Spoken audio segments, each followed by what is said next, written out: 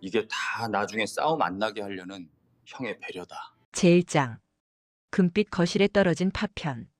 한강의 물결이 오후의 햇살을 받아 금빛으로 부서지는 아파트의 거실. 박 사장의 60대 평생은 이 풍경을 얻기 위한 과정이었습니다.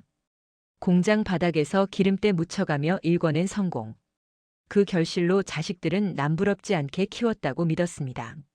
하지만 그날 막내 민준이 내민 것은 명절 선물 세트가 아니라 스웨덴행 편도 비행기 티켓이었습니다.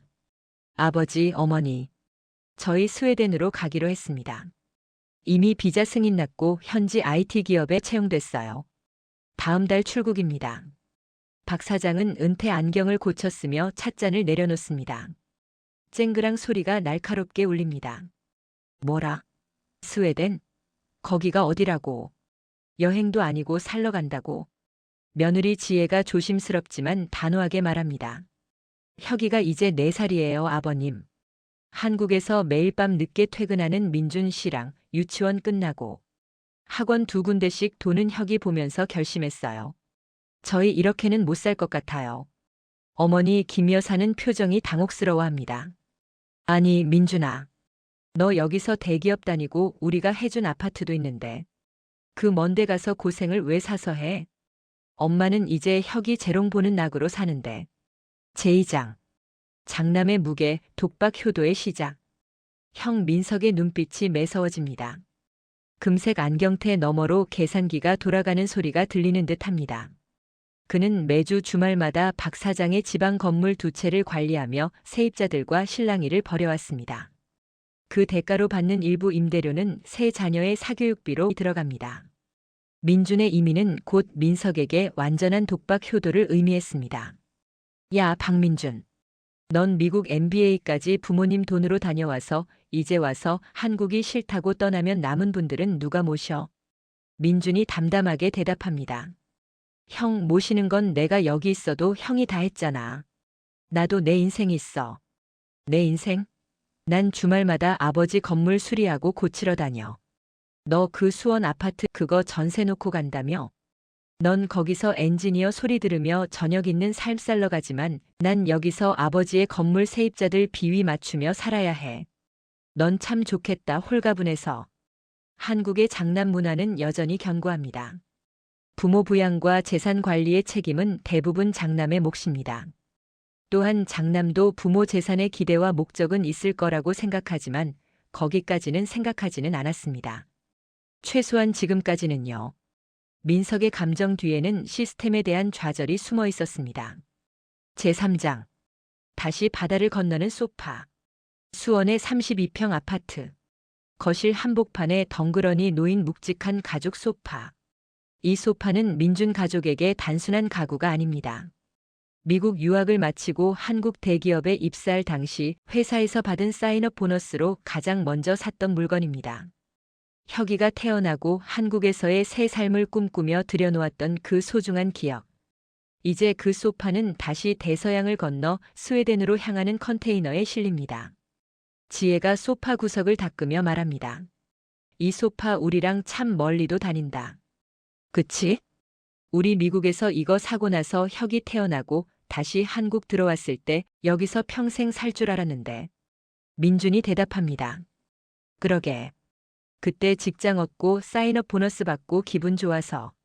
당신 제일 좋은 거 골라준 건데. 회사에서 컨테이너 지원해준다고 하니까 이건 꼭 가져가고 싶더라고. 스웨덴 집이 좀 작아도 이 소파에 앉으면 우리가 어떻게 살아왔는지 기억날 것 같아서. 지혜가 미소 지으며 말합니다. 맞아요. 다른 건 다 팔고 전세 세입자한테 넘겨줘도 우리 혁이 어릴 때 침대 삼아 뒹굴던 이 소파는 절대 못 버리지. 소파는 단순한 가구가 아니라 가족의 역사였습니다. 그 역사가 다시 바다를 건너 새로운 땅으로 향합니다. 제4장. 어머니의 통장 그리고 거절. 어머니 김 여사는 아들의 방으로 들어가 낡은 통장 하나를 내밉니다. 평생을 아껴 자식들에게 쥐어주던 그 따뜻한 욕심. 하지만 민준은 이제 부모의 그늘에서 완전히 벗어나기로 결심했습니다. 민준아, 이건 내 아버지가 모르게 따로 챙겨둔 거다. 거기 물가도 비싸다는데 혁이 아프거나 급할 때 써라. 돈 없으면 서러운 법이다. 민주는 통장을 다시 밀어냅니다. 어머니, 마음만 받을게요. 저 이제 거기 가서 연봉도 꽤 받고 수원집 전세금도 있어서 부족하지 않아요. 그는 어머니의 손을 꼭 잡습니다. 이 돈은 나중에 혁이가 대학 가거나 정말 어른이 됐을 때 그때 할머니 선물이라고 주셔요. 지금은 어머니랑 아버지 건강 챙기시는데 쓰세요. 그게 제 마음이 더 편해요. 김 여사의 눈가에 눈물이 맺힙니다. 자식을 위해 평생을 살아온 어머니. 그 자식이 이제 자신의 길을 걷겠다고 말합니다. 한국의 부모 세대는 자식에게 주는 것이 사랑이라고 배웠습니다. 하지만 이제 자식 세대는 독립이 사랑이라고 말하고 있었습니다. 제5장. 박 사장의 침묵과 낡은 공장 사진. 박 사장의 서재에는 그가 중학교만 나오고 일을 시작해 세운 첫 공장의 흑백 사진이 걸려 있습니다. 그는 민준이 자신의 가업을 잇길 바랐습니다. 은퇴 안경 너머로 보이는 그의 눈은 이미 많은 것을 포기한 노병의 그것과 닮아 있습니다. 내가 왜 너한테 미국 유학 보내서 MBA까지 시킨 줄 아나? 이 건물들, 내 사업들. 내가 똑똑하니까 잘 맡아줄 줄 알았다. 내 형은 성실하지만 장사할 성격이나 씀씀이가 커서 아쉬운 게야. 민준이 대답합니다. 아버지, 저는 아버지처럼 독하게 살 자신이 없어요. 매일 새벽에 나가서 밤늦게 들어오는 삶, 그게 성공이라면 전 안 할래요. 혁이는 저랑 같이 저녁 먹는 아빠를 가졌으면 좋겠어요. 박 사장은 창밖 한강을 보며 한참을 침묵합니다. 그래. 내가 주인인 삶을 살아라. 한국 땅 좁아서 내가 못 살겠다면 넓은 데 가서 마음껏 뛰어라. 이 짧은 대화 속에는 두 세대의 가치관 충돌이 응축되어 있습니다. 박 사장 세대는 물질적 성공이 곧 행복이었습니다. 하지만 민준 세대는 시간과 관계가 진짜 부라고 말하고 있었습니다. 스웨덴은 2025년 세계 행복보고서에서 4위를 기록했습니다. 워라벨 도시 순위에서도 스톡홀름은 4위를 차지합니다. 민준이 찾는 것은 단순한 이민이 아니라 삶의 방식 전환이었습니다. 제6장. 누나들의 시선 엇갈리는 조언. 성실한 공무원 남편을 둔 큰 누나 미영은 민준의 용기를 부러워하고 화려한 도시 생활을 즐기는 작은 누나 서연은 이해할 수 없다는 반응입니다. 민준아, 잘 생각했어. 사실 나도 송서방이랑 애들 데리고 나가고 싶을 때가 한두 번이 아냐. 한국 교육, 이거 병이야. 우리 애들도 학원비만 200만 원 넘게 깨져. 작은 누나 서연이 반박합니다. 언니, 무슨 소리야? 스웨덴 가서 아프면 어쩔 건데? 거긴 수술 하나 받으려면 몇 달 기다린다며. 난 여기서 관리받고 쇼핑하는 게 좋아. 민준아, 너 거기 가면 심심해서 죽을걸? 민준이 차분하게 답합니다. 누나, 심심한 게 아니라 평온한 걸 찾으러 가는 거야. 2025년 한국의 초등학생 사교육비는 월 평균 44만 2천 원. 참여 학생 기준으로는 50만 4천 원에 달합니다. 강남 3구의 경우 평균 사교육비가 60만 원을 넘습니다. 이 숫자들은 민준 친구나 주변 사람들과는 비교도 안 되게 적은 통계적인 숫자이지만 민준 부부가 왜 떠나기로 결심했는지를 설명해 줍니다. 우리네 아이를 그렇게 가두어 획일적으로 키우고 싶지도 않았습니다. 반면 스웨덴은 만 16세까지 무상교육을 제공합니다. 대학 등록금도 무료입니다. 육아휴직은 부모 합산 480일, 약 16개월입니다. 숫자로 보면 스웨덴이 천국처럼 보이지만 실상이 다를 수도 있고 우리가 겪어야 할 과정이 기다릴 것입니다. 제7장. 전세의 무게와 낯선 희망. 수원집을 전세로 돌리고 나니 통장에 찍힌 숫자는 든든하지만 마음은 허전합니다. 한국에서의 모든 기반을 유동자산으로 바꾼다는 것은 돌아올 다리를 끊는 것과 같습니다. 민준이 텅 빈 거실을 둘러보며 말합니다. 전세 계약 도장 찍고 나니까 이제야 실감이 나네. 지혜가 대답합니다. 그러게요. 이 집이 우리한테 참 소중했는데. 그래도 스웨덴 가서 새로 시작할 거 생각하면 설레기도 해요. 여보, 우리 진짜 잘 살 수 있겠죠? 민준이 확신에 찬 목소리로 말합니다. 그럼. 우리 그 소파도 가져가잖아. 어디든 그 소파만 있으면 우리 집이지. 하지만 그들이 모르는 스웨덴의 현실도 있습니다. 2024년 스웨덴 정부 발표에 따르면 50년 만에 처음으로 전출 인구가 전입 인구를 초과했습니다. 제한적 이민 정책으로 난민자 신청은 전년 대비 27% 감소했습니다. 거주 허가 승인 건수도 13% 줄었습니다. 우리가 난민도 아니고 직장을 가지고 가지만 스웨덴의 문이 좁아지고 있고 그곳의 상황도 좋은 것만은 아닌 것입니다. 제8장 지혜의 눈물 K 며느리라는 굴레. 큰형수와 지혜는 부엌에서 남은 반찬을 정리합니다. 야무진 큰형수의 손길이 바쁩니다. 동서 부러워.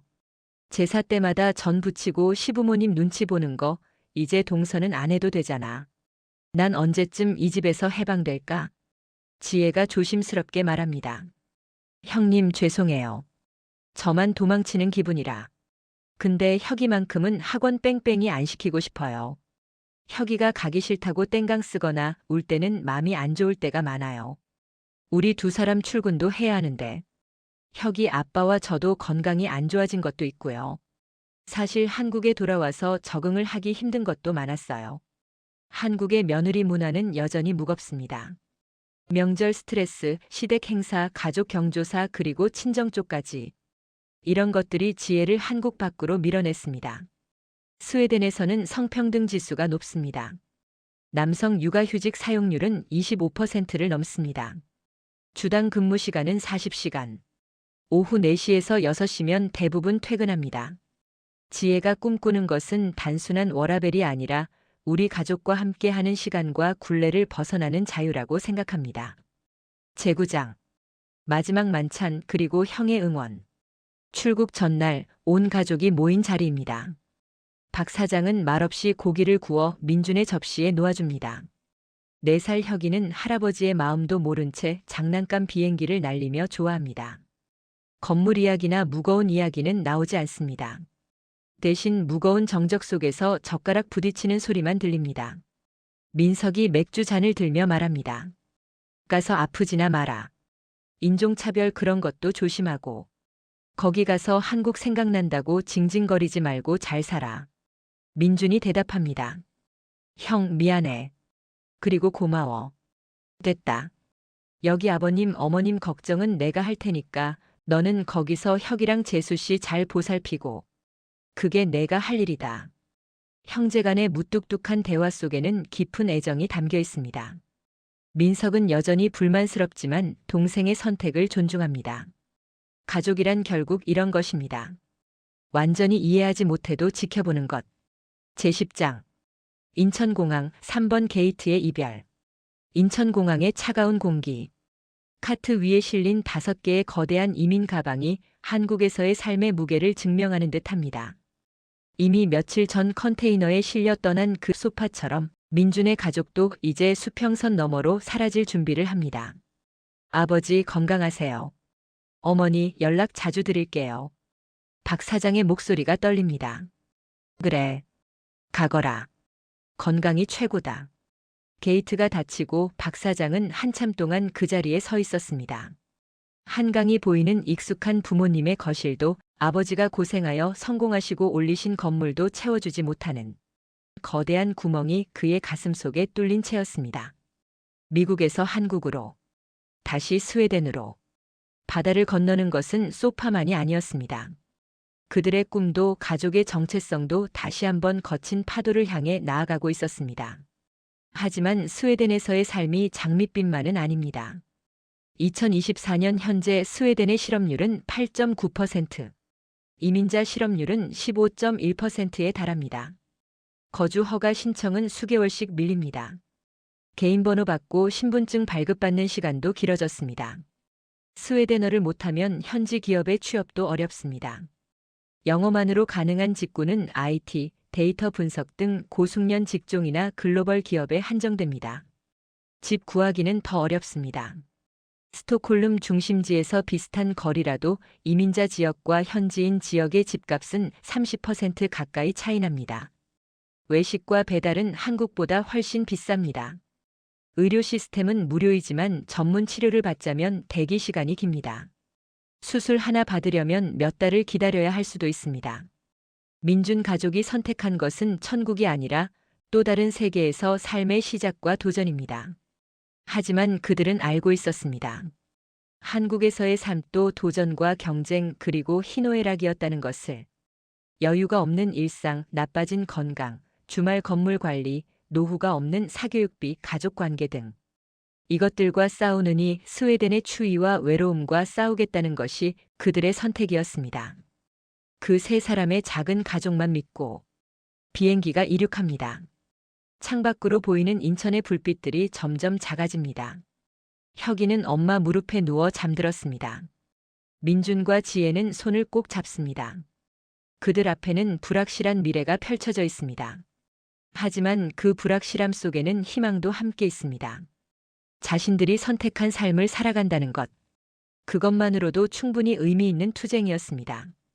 한국에 남은 박 사장과 김 여사, 장남 민석과 큰형수, 누나들과 그들의 가족. 모두가 각자의 방식으로 삶을 이어갑니다. 어떤 선택이 옳고 그른 것은 없습니다. 다만 각자가 감당할 수 있는 무게가 다를 뿐입니다. 민준 가족은 스웨덴의 추위와 단순한 삶을 선택했습니다. 한국처럼 재미나 역동적인 것이 없을 수 있습니다. 박 사장 가족은 한국의 열기과 역동성을 감당하기로 했습니다. 갈등과 고민은 부산물일 뿐이지만 다이나믹한 생활은 삶의 재미가 될 수 있습니다. 바다를 건너는 소파처럼 가족의 사랑도 형태를 바꾸어 계속됩니다. 거리가 멀어져도 마음은 연결되어 있습니다. 이것이 2025년 한국 중상류층 가족의 이민 이야기입니다. 화려한 성공도 비참한 실패도 아닌 그저 다른 삶을 향한 한 가족의 진솔한 여정입니다. 다음 얘기부터는 이 작은 가족이 새로운 세상과 또 다른 환경과 사람들과 시작부터 살아가는 현실을 얘기하겠습니다.